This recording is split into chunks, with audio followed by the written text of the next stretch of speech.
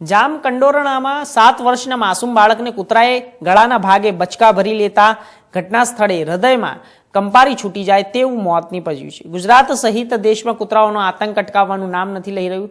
દરરોજ એક યા બીજા શહેરમાં કૂતરાના હુમલાના સમાચારો સામે આવતા હોય છે।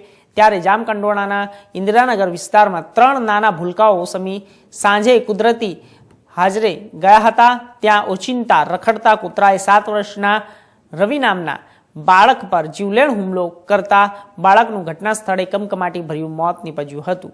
તો જામકંડોરણાના કૂતરાઓનો હુમલો એટલો ભયાનક હતો કે કૂતરાઓએ બાળકને ગળાના ભાગે માથાના ભાગે તીક્ષ્ણ દાંતના બચકા ભરીને શરીરને પીખી નાખ્યું હતું અને આ વિસ્તારના લોકોએ તાત્કાલિક જામકંડોરણાના સરકારી હોસ્પિટલ ખાતે સારવાર મળે તે પહેલાં જે રખડતા કૂતરાઓનો ભોગ બનનાર માસૂમ બાળકે પોતાના અંતિમ શ્વાસ લઈ લીધા હતા।